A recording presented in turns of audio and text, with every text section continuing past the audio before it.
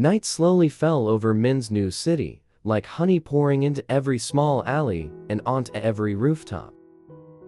From the balcony of his small apartment, he looked far away, seeing curved rooftops, old stone-paved alleys, and hundreds of red lanterns hanging along the old streets, gently swaying in the wind.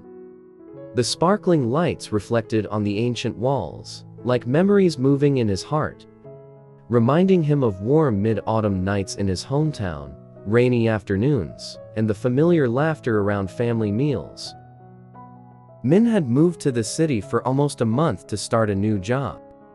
During the day, the streets were busy, with vendors calling out loudly, children laughing, and the aroma of street food making the place feel both strange and lively.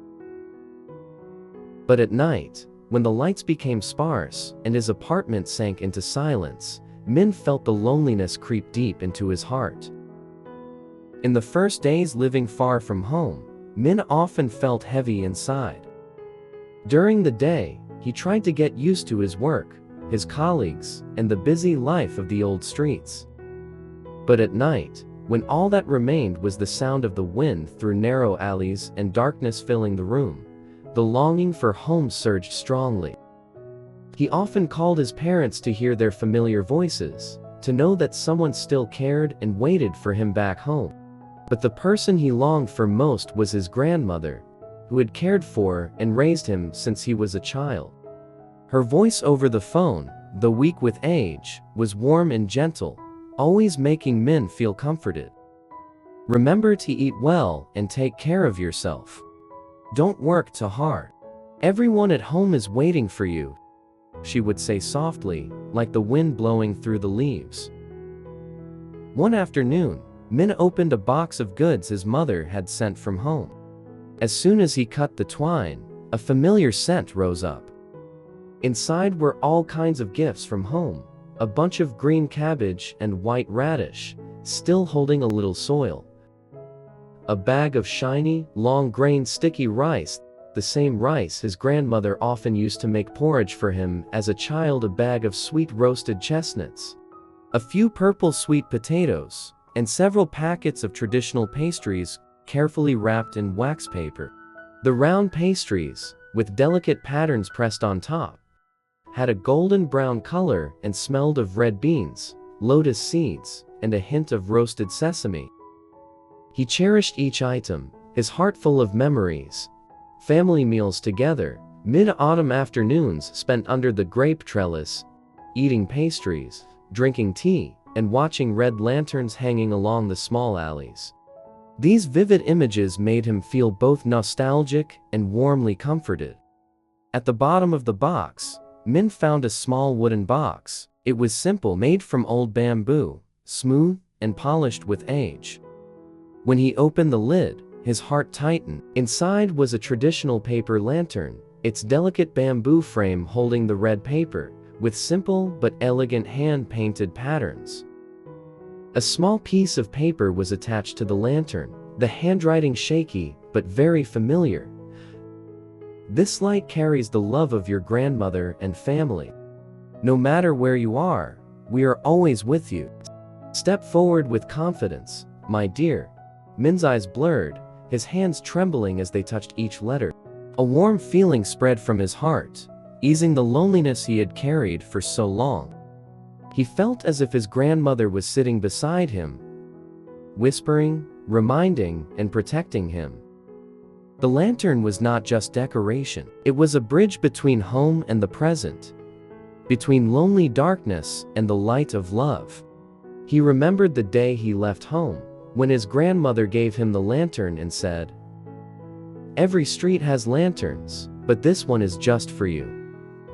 Back then, Min only smiled, thinking it was a kind, loving gesture.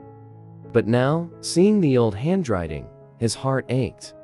He found a small candle, placed it inside the lantern, and lit it. The warm light shone through the red paper, spreading across the white walls of his apartment.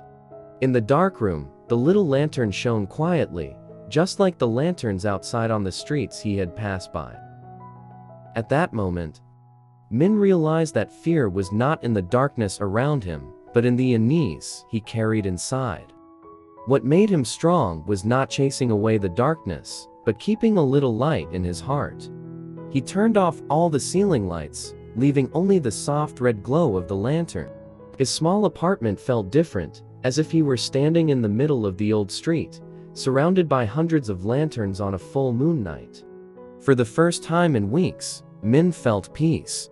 The next day, Minh placed the lantern on his work desk.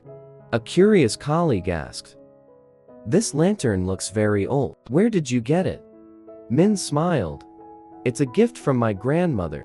It reminds me that courage is not the absence of fear, but stepping forward even when you are afraid." From that day on, many colleagues began sharing their own stories.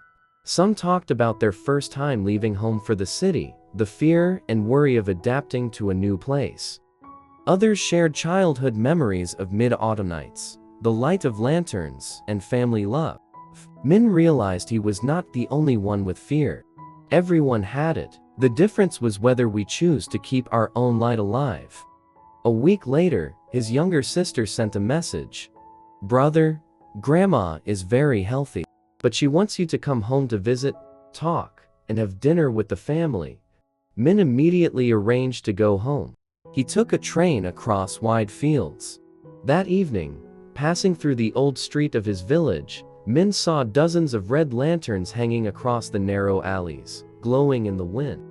He entered the house and saw his grandmother sitting on a bamboo chair, her face bright, still smiling. "Is your lantern still shining?" Minh held her hand, choked but happy. "Very bright, Grandma. It lit up all the days I felt lost." She smiled gently, her voice soft as the wind. "Remember, the light is not only in the lantern, but also in yourself." After dinner, the family sat together, laughter echoing through the warm house. Minh placed the lantern on the table, watching its soft red glow spread across the room, filling him with a sense of peace. He realized that courage was not the absence of fear, but moving forward while carrying his own light. In the following days, Minh returned to the city.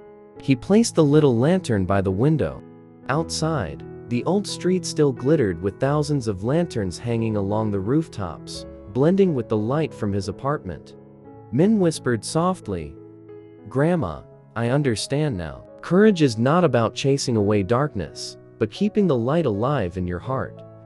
The small lantern still burned bright, joining the sea of lights outside like a quiet but steadfast star, reminding Minh that light and love are always with him no matter where he is.